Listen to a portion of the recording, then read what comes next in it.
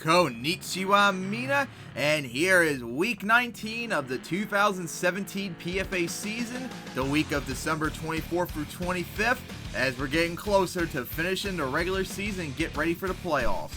So we take a look at the standings after week 18 in the National East. The Manhattan Greens lead the Cleveland Bulldogs by a game. Omaha leads Denver by a game in the National Central. Birmingham leads Jacksonville by a game in the National South. Oakland leads Phoenix by a game in the National West. Pittsburgh won the division. They have like a 3-game lead over Cincinnati in the Century East. Chicago has like the game-and-a-half lead over Oklahoma in the Century Central. Miami has the quarter or half-game lead over Dallas in the Century South.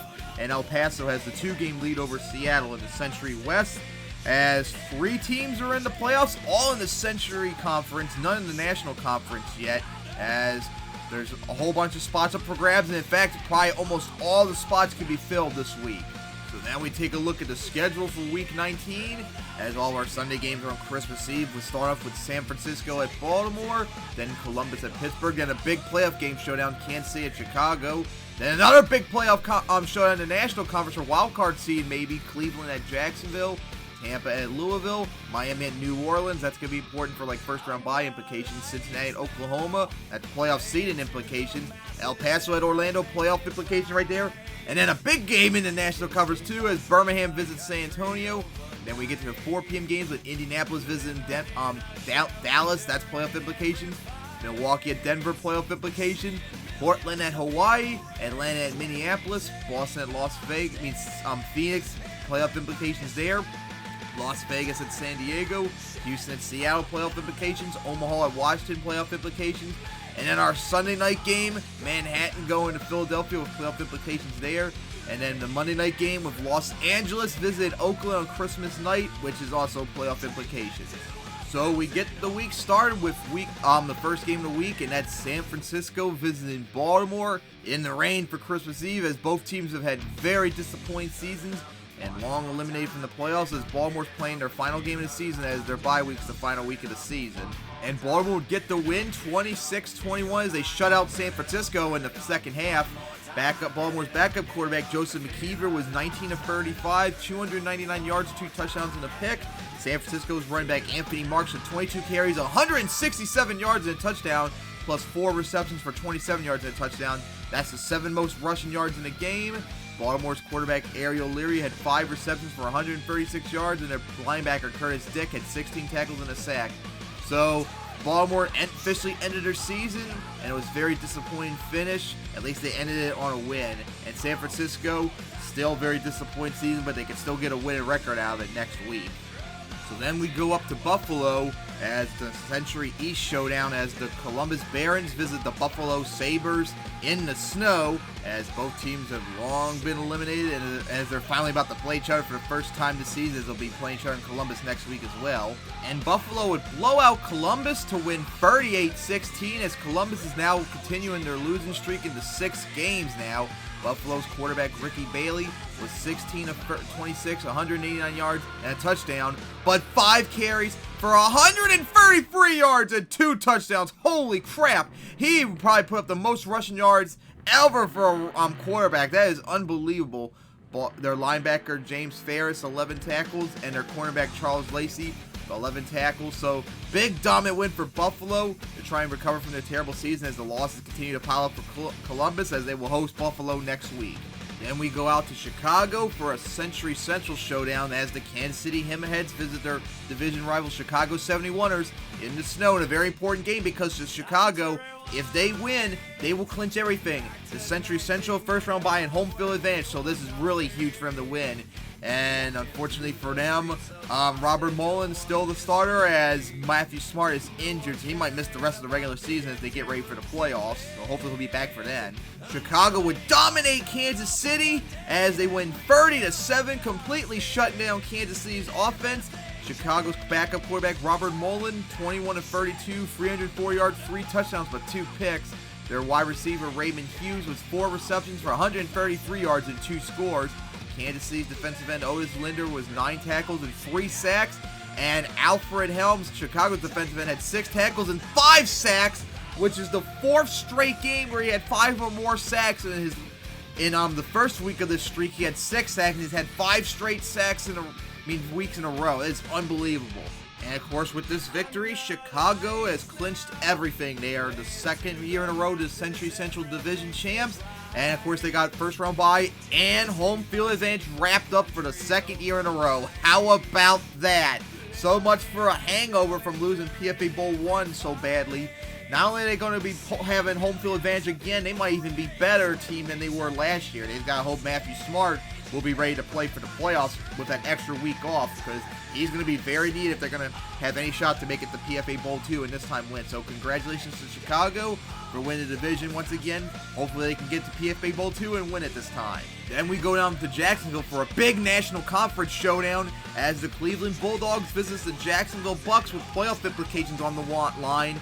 If Jacksonville gets this win, not only will they and Birmingham clinch a playoff spot, but they will give the Manhattan Greens the division.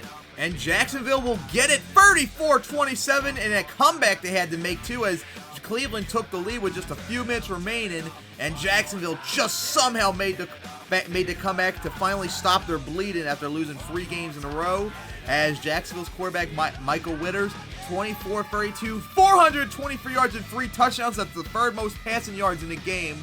Cleveland's wide receiver Gerald Todd, 2 receptions, 147 yards and a touchdown. And Jacksonville's wide receivers Michael Horn had 7 receptions for 121 yards.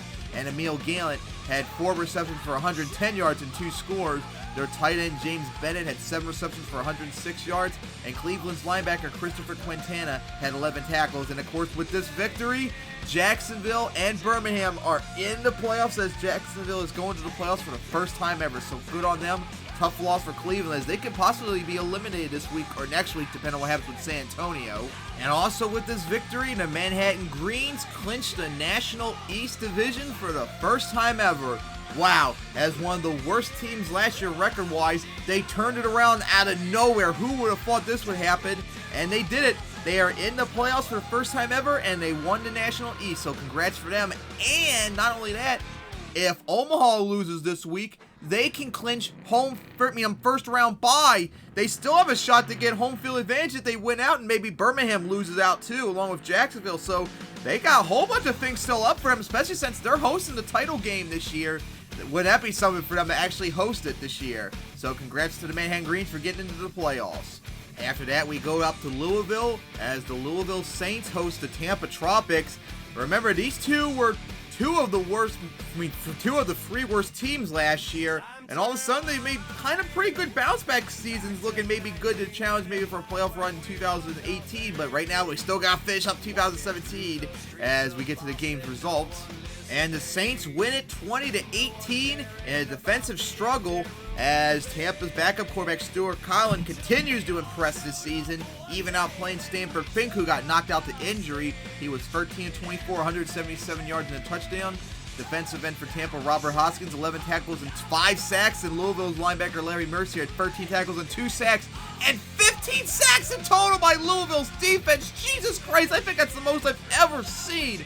As damn, Tampa's offense got completely shut down by Louisville's swarming defense. And how about this? Louisville's now won like 4 in a row now, I believe. They're on the verge, after having the worst record last year and having the #1 overall pick, of being 1 win away from being at 500. Wow, talk about a change. I mean, a massive turnaround from the previous season. So good on them. Another tough loss for Tampa, though.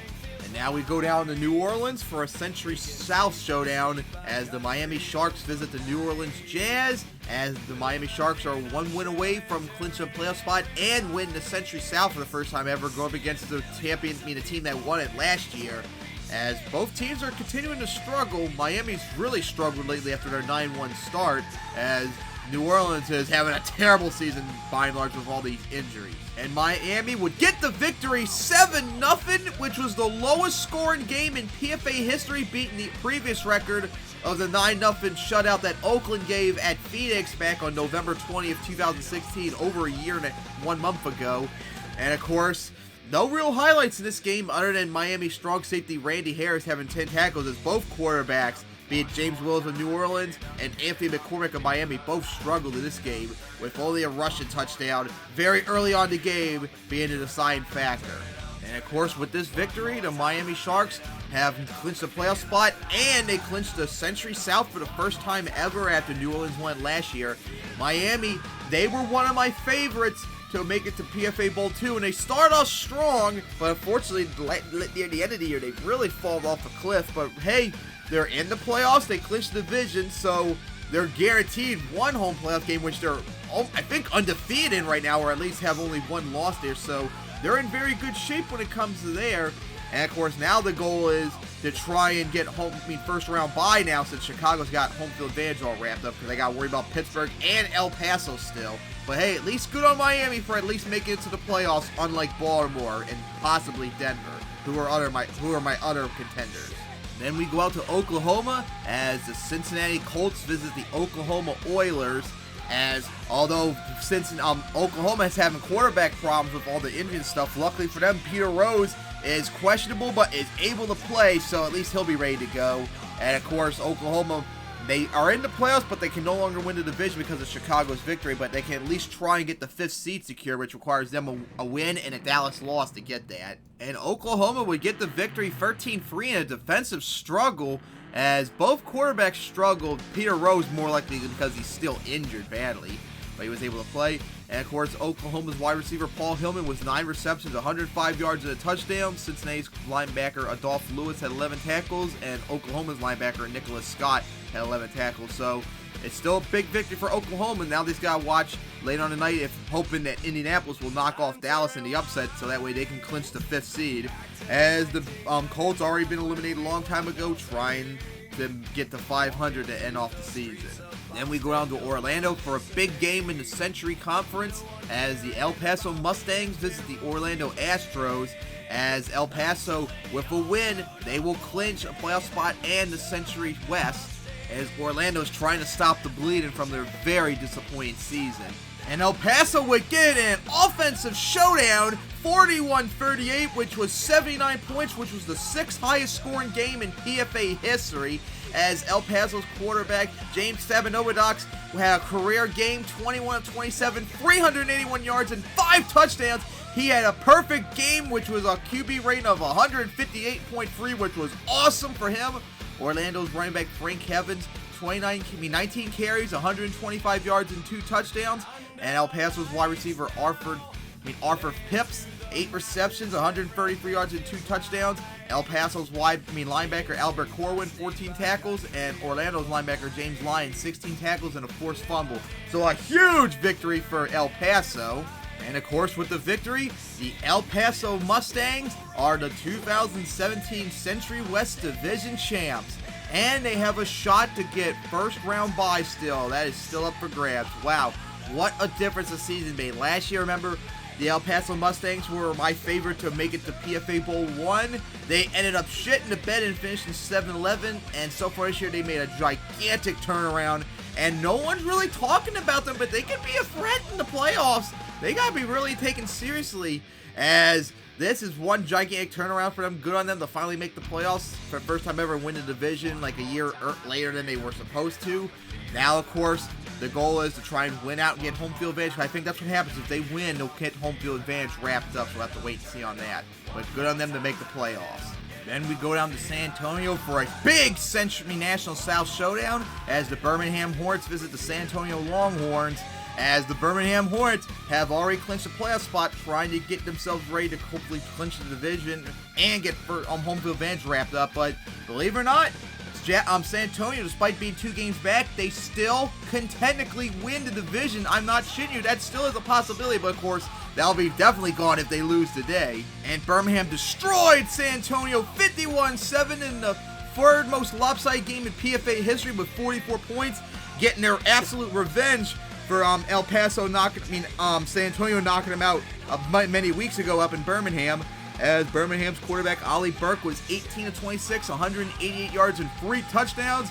Birmingham's linebacker Christopher Vela had 13 tackles, and San Antonio's defensive end John Rowe 10 tackles and a sack. Big win for Birmingham, as they are 1 win away from wrapping up everything in the National Conference, and a tough loss for San Antonio, as now they got to worry a win might not be enough for them to get into the playoffs next week, so they got a lot of shit to worry about, especially with the Cleveland Bulldogs being right behind them still. Then we go up north to Dallas, as it's now for the 4 p.m. games, as the Indianapolis Express visits the Dallas Stars. And for Dallas, all they have to do is win, and they are in the playoffs. They can't blow this opportunity again, can they, like they did last year? And Indianapolis would pull off the upset, 31-17, after scoring 21 unanswered points in the fourth quarter, as Indianapolis' quarterback Rodney Sanders was 21-27, 311 yards, 3 touchdowns, and 2 picks. Dallas quarterback Troy Hill was 27-39 for 213 yards and a touchdown. Indianapolis' wide receiver Kevin Ivey, 4 receptions, 150 yards and a touchdown. Their strong safety Otis Moses was 12 tackles, 2 sacks, and a fumble recovered. And their cornerback Furman Tillery had 10 tackles. Dallas' cornerback Victor Shores, 13 tackles and a sack. And their strong safety Kevin Sherman, 10 tackles. Oh my God, Dallas did it again, just like last year when they were 11-5. All they had to do was win one game and they'd be in the playoffs, and they blew it. They blew it again this year too. But thankfully for them, they still have a shot to get to the playoffs, and they can clinch it still this week if Seattle loses to Houston coming up later in a few minutes. So their season's not over, although in terms of regular season it is, because this was their final game of the regular season, but their chances of getting the playoffs are being blown because of their incompetence.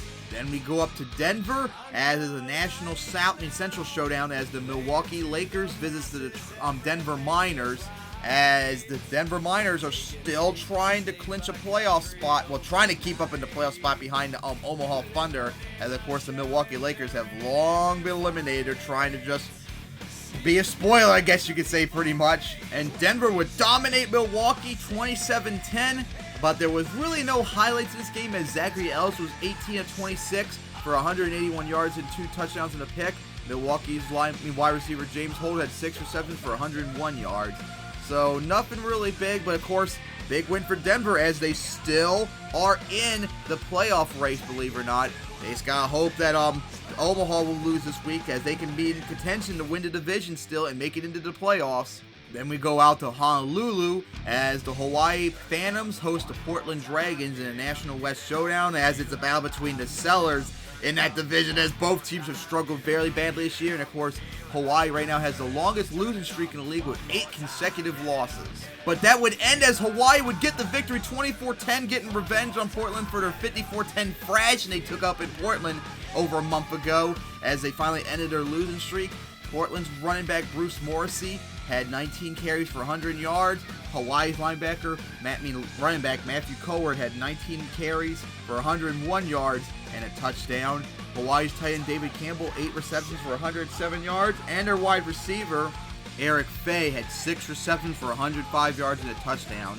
So big win for Hawaii, as it finally ended their 8-game losing streak. But of course, their season has been an utter disappointment. Same goes for Portland, as both teams are getting ready to end their final week next week, along with most of everyone else.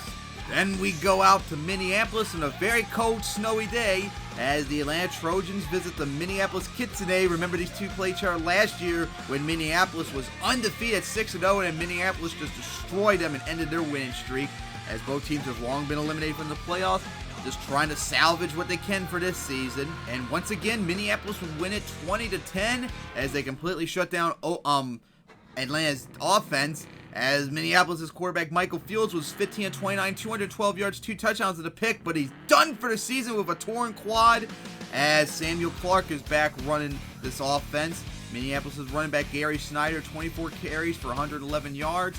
Atlanta's linebacker Patrick Stevenson, 11 tackles. And Minneapolis' linebacker Francis Negrete, 11 tackles and a sack. So a nice win for Minneapolis, as they've got their first ever winning season, as Atlanta suffered their first ever losing season. Then we go out west to Glendale, as the Boston Destroyers visits the Phoenix Storm. Boston's already been long eliminated, but Phoenix is still trying to keep their playoff hopes alive. They have to win out, and hopefully Oakland loses out or something like that in order to have any shot to make the playoffs, as that's the only way they're going to be able to get in now, is winning the National West. And Phoenix would get the victory 28-7, as they've now won 5 in a row and still in contention to challenge Oakland for the National West as they're still in the playoff race. And the only highlight, though, was James Cruz was 20 of 30 for 220 yards and 2 touchdowns. So big win for Phoenix as they need to keep up in order to have any shot to make the playoffs as the losses continue to pile up for Boston. Then we go out west to San Diego for a Century West showdown as the Las Vegas Gamblers visit the San Diego Rays as both teams are long eliminated and they're just playing spoiler to each other now. And Las Vegas would get the victory 20-19 as they have now gotten their second straight win season, although of course they're long eliminated from the playoffs, so it doesn't mean anything. Las Vegas' quarterback Keith Belcher was 14 of 28, 241 yards, 2 touchdowns and a pick. Las Vegas' wide receiver John Maxwell, 4 receptions for 113 yards and a touchdown. Their strong safety Chris Dallas had 10 tackles and 2 sacks, and San Diego's linebacker Joseph Quintina had 11 tackles. So a nice victory for Las Vegas as they got their second straight win season as the losses continue to pile up for San Diego as they get ready for the final Monday night game next week. Then we go up north to Seattle for a big important Century Conference game as the Houston Twisters visit the Seattle Quakes, as this has playoff implications for Seattle. If they lose, Dallas will be in the playoffs despite loss they suffered today, where of course Seattle, if they win out, they can get into the playoffs, and that's what they're hoping to try and do. And Seattle would get the victory 24-17 thanks to a defensive effort as they forced Stephen Hargrove, Houston's quarterback, to throw 3 interceptions as they almost pulled off the comeback though. Seattle's rookie quarterback Jody Tucker was 19 of 35, 186 yards, 2 touchdowns. And their linebacker James Torres, 15 tackles. And their cornerback Sean Jones had 11 tackles and 2 sacks as Seattle got their first ever win season. And they got to visit Houston next week. And if they win that game, they will be in the playoffs for the first time ever. What an incredible season it's been for Seattle so far. And they could get into the playoffs thanks to Dallas's incompetence. Then we go up to Washington, D.C. for an important National Conference game as the Omaha Thunder visits the Washington Americans in another rematch of their AFC Conference Championship game last year as Omaha visits Washington for the first time, as Omaha is trying to keep their lead over Denver in the National Central, and of course Washington's just playing spoilers. They've been long eliminated from the playoffs, trying to sweep Omaha and get revenge from last year's loss. And Washington would sweep Omaha 19-17 as they won despite the fact that both Washington's quarterbacks, as Roy Rice was knocked out of the game, he and his backup threw 3 interceptions and 2 of them were pick sixes as Omaha got in the third quarter, yet they still somehow won the game thanks to their defense. And they knocked out Archie Marvin as he's injured with a pulled hamstring. He's going to be out next week, and he might miss the wild card round if Omaha somehow makes the playoffs, as they're going to have a very difficult time getting there now. As their quarterback, William Vicker, had 10 tackles. Washington's linebacker, Joshua Leyva, had 10 tackles. And Washington's defensive end, Ira Washington, 9 tackles and 4 sacks as he continues to have a dominant season. And with this win, Manhattan now clinched first round bye. So now the goal for them is to win out and hopefully Denver and Birmingham and Jacksonville tie or something that would prevent them from going to 14-4 so they can get home field advantage for themselves. So another disappointing loss for Omaha. And of course, with this win, Denver now takes the lead in the National Central. Then it's Sunday night up in Philadelphia in the snow as it's a National East showdown as the Manhattan Greens visit the Philadelphia Hawks. These two had an offensive showdown both games last year with both the road team winning it. Manhattan, with, of course, now got the division and first round bye, trying to win to keep up against Birmingham and Jacksonville to get home field advantage, as Philadelphia is just trying to play spoiler. But of course, Manhattan suffering a bunch of injuries, so they could be in trouble here as they were favored to lose, as Philadelphia was favored to win this game, believe it or not. And Philadelphia would get the victory 34-26 as they completely shut down Manhattan's offense, and they really torched their defense as Philadelphia's quarterback Leroy Black had his best game this season, 19 of 31, 338 yards and 4 touchdowns. He was on a roll today as Manhattan's wide receiver Lawrence Irons, 6 receptions, 147 yards and 2 touchdowns. Philadelphia's wide receiver Everett Shapiro had 4 receptions, 137 yards. And Manhattan's linebacker Juan Jones had 13 tackles and a sack. And with this loss, Manhattan has officially secured themselves as the second seed in the playoffs, with either Jacksonville or Birmingham to have to fight out to get the #1 seed. So a tough loss for Manhattan, but at least they're in the playoffs and got home field advantage, first round bye all wrapped up. And a big win for Philadelphia morale-wise as they now beat their probable big rival in the division as they played spoiler, and they were a good spoiler too. And then we finish off the week with our Monday night game on Christmas night as the Los Angeles Angels visits the Oakland Majors, as the Majors are trying to keep up against Phoenix to hopefully try and battle to get this National West title, as Los Angeles has already been long eliminated after losing last week in their embarrassing fashion, as now they're just trying to play spoiler for themselves.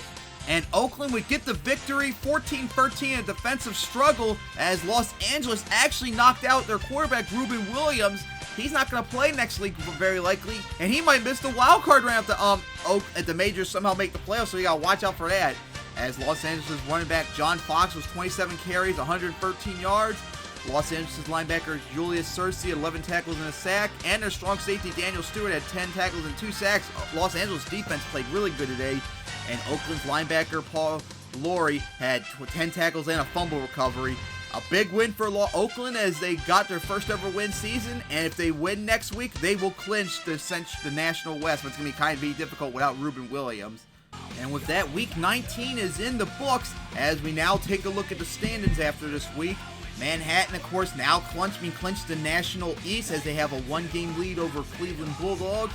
And now the Denver Miners lead the Omaha Thunder in the National Central because of the better division. Better division record and better conference record too. And Birmingham has the 1-game lead over Jacksonville in the National South.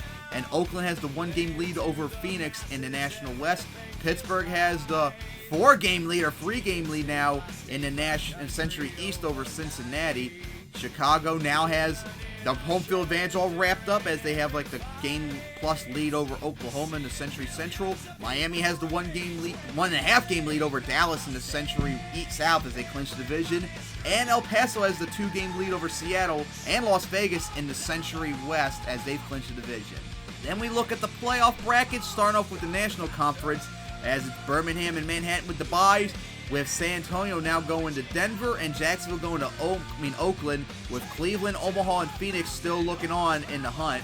And of course we start off with Birmingham. All they have to do is either win or tie Jacksonville and they wrap up everything. National South and home field advantage. And then for same goes for Jacksonville. If they win, they will clinch home field advantage in the National Conference playoffs. So that's a pretty big game between those two next week. And then we get Denver. If they win or Omaha loses, they will clinch a playoff spot and the National Central for the first time ever.